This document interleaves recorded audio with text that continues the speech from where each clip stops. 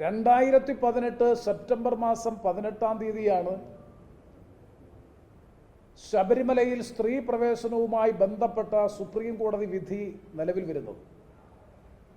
ആ വിധി നിലവിൽ വന്നതിൻ്റെ അസൽ കോപ്പി ലഭിക്കുന്നതിന് മുമ്പ് തന്നെ സംസ്ഥാനത്തിൻ്റെ മുഖ്യമന്ത്രി ബന്ധപ്പെട്ട പോലീസ് ഉദ്യോഗസ്ഥന്മാരുടെ യോഗം വിളിച്ചു ചേർത്ത് സ്ത്രീ പ്രവേശനം ഉറപ്പുവരുത്താൻ ആവശ്യമായ നടപടികൾ സ്വീകരിക്കുകയാണ് ചെയ്തത്.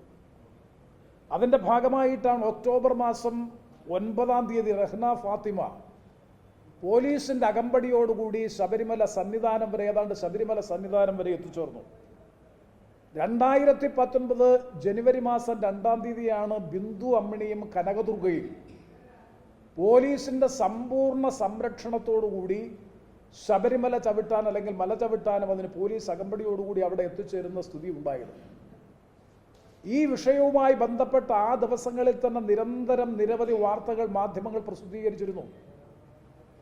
അതിൽ ഏറ്റവും ഒടുവിൽ ഈ സമീപകാലത്താണ് സത്യത്തിൽ RSPയുടെ സംസ്ഥാന സെക്രട്ടറി സഖാവ് ഷിബു ബേബി ജോൺ ആണ് ആദ്യമായി ഈ പ്രശ്നം പത്രസമ്മേളനം വിളിച്ചു പറഞ്ഞു.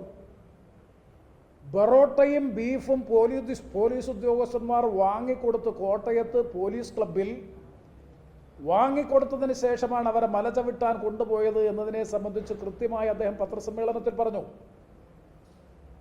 കോൺഗ്രസിന്റെ നേതൃത്വത്തിലുള്ള പമ്പാ സംഗമം നടന്നപ്പോൾ, പത്തനംതിട്ടയിൽ നടന്നപ്പോൾ അവിടെ പ്രസംഗിച്ച കേരളത്തിന്റെ പ്രതിപക്ഷ നേതാവ് ശ്രീ VD സതീശൻ ഈ കാര്യത്തെ സംബന്ധിച്ച് പറഞ്ഞു. കഴിഞ്ഞ ദിവസം പന്തളത്ത് നടന്ന വിശ്വാസ സംഗമത്തിൽ സംബന്ധിച്ചുകൊണ്ട് ഞാൻ സംസാരിച്ചപ്പോൾ അടിവരയിട്ട് ഞാൻ പറഞ്ഞു,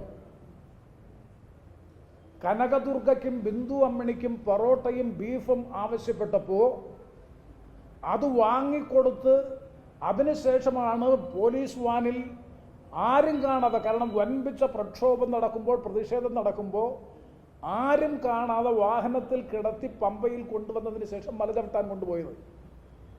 ഈ കാര്യങ്ങൾ ഇതിനു മുമ്പ് ഷിബു ബേബി ജോൺ പറഞ്ഞപ്പോഴും VD സതീശൻ പറഞ്ഞപ്പോഴും ഒരിക്കലും തോന്നാത്തൊരു വികാരമാണ് കഴിഞ്ഞ ദിവസം പന്തളത്ത് ഞാൻ പ്രസംഗിച്ചതിന് ശേഷം CPM സൈബർ സംഘത്തിൻ്റെ നേതൃത്വത്തിലുള്ള കനത്ത കടന്നാക്രമണം നടന്നുകൊണ്ടിരിക്കുന്നത്. ഞാനതിനെ സന്തോഷത്തോടുകൂടി സ്വാഗതം ചെയ്യുകയാണ്.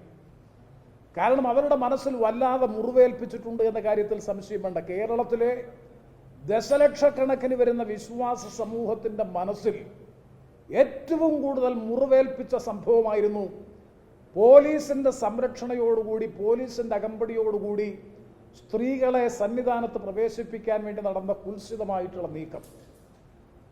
അന്ന് പാർലമെന്റ് തെരഞ്ഞെടുപ്പുമായി ബന്ധപ്പെട്ടുകൊണ്ട് ഈ പ്രശ്നം ഞാൻ ഉന്നയിച്ചു, ഞാൻ പ്രസംഗിച്ചു പല സ്ഥലത്തും.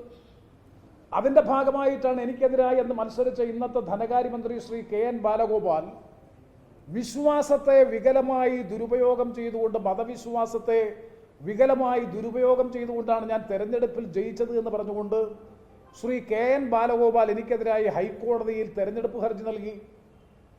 ആ ഹർജി നിലനിൽക്കുന്നതല്ല എന്ന് കണ്ടുകൊണ്ട് ബഹുമാനപ്പെട്ട ഹൈക്കോടതി തള്ളി. അതിനുശേഷം ബഹുമാനപ്പെട്ട സുപ്രീം കോടതിയിൽ സ്പെഷ്യൽ ലീവ് പെറ്റീഷൻ സമർപ്പിച്ചു. ആ പ്രത്യേകാനുമതി ഹർജിയും ബഹുമാനപ്പെട്ട സുപ്രീം കോടതി തള്ളി. അപ്പൊ സുപ്രീം കോടതിയും ഹൈക്കോടതിയും തള്ളിയ ഒരു വാദമുഖത്തെ വീണ്ടും അത് മുനകൂർപ്പിച്ചുകൊണ്ട് എനിക്കെതിരെ വർഗീയമായ ആക്ഷേപം നടത്താൻ വേണ്ടിയിട്ടുള്ള ബോധപൂർവമായ പരിശ്രമമാണ് CPM സൈബർ ഹാൻഡിലുകളുടെ നേതൃത്വത്തിൽ എനിക്കെതിരായി നടന്നുകൊണ്ടിരിക്കുന്ന കടന്നാക്രമണം. നിങ്ങൾ ആ കമൻറ്റുകൾ പരിശോധിച്ചാൽ മനസ്സിലാക്കാൻ കഴിയും. നിലവാരമില്ലാത്ത, വില കുറഞ്ഞ ആ കമൻറ്റുകളെല്ലാം ആസൂത്രിതമായി ഒരു കേന്ദ്രത്തിൽ നിന്ന് വരുന്നതാണ് എന്നുള്ളത് കൃത്യമായി മനസ്സിലാക്കാൻ കഴിയും.